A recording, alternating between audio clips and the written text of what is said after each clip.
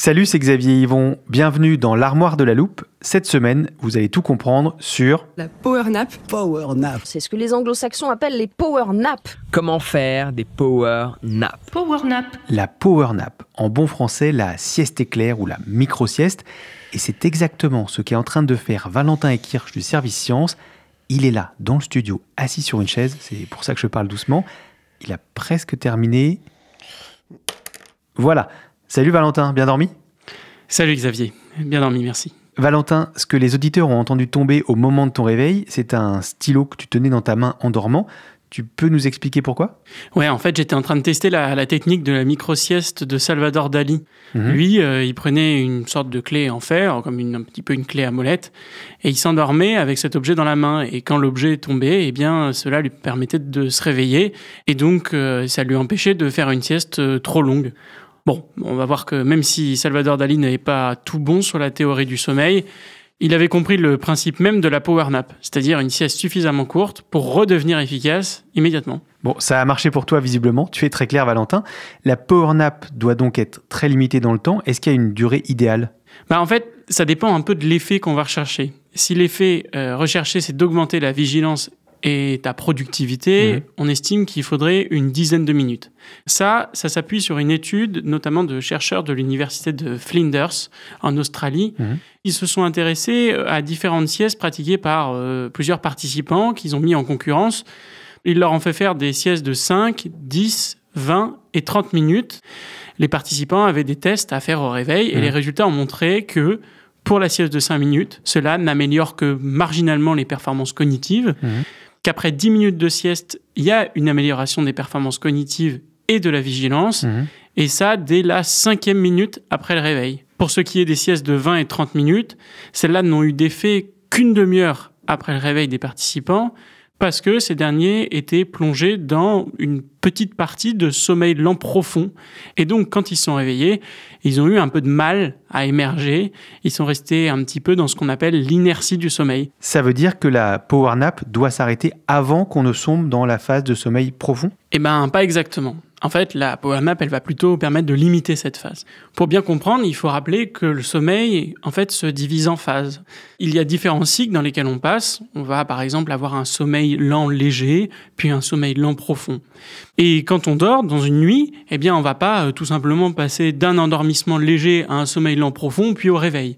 En fait, on va passer plusieurs fois par ces cycles de sommeil. C'est-à-dire qu'on va s'endormir avec un sommeil léger et puis on va rapidement basculer dans un sommeil lent profond pour revenir ensuite à un sommeil lent léger et peu à peu ressombrer dans une période de sommeil lent profond, mais qui va être beaucoup plus longue. Eh bien, en fait, ce qui est intéressant, c'est que dans une sieste, c'est pareil. C'est comme une nuit en miniature. On va passer par ces différents stades. Par exemple, l'étude de Flinders, elle montre que la sieste de 10 minutes produit 1 minute de sommeil lent léger de stade 1, 8 minutes de sommeil lent léger de stade 2 et 1 minute de sommeil lent profond. Donc, il y a du sommeil profond. Mais comme tu peux le voir, eh bien, il est limité.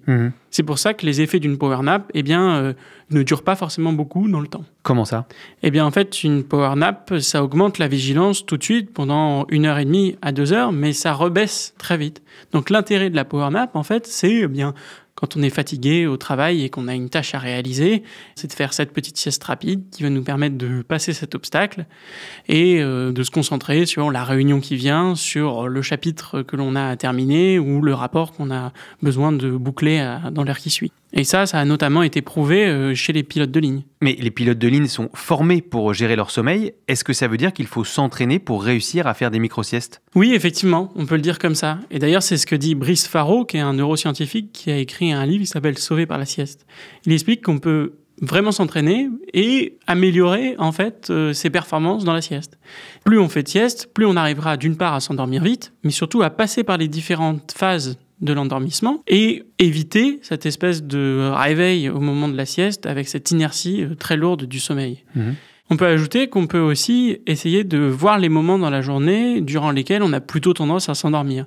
Ça, c'est ce qu'on appelle son rythme circadien.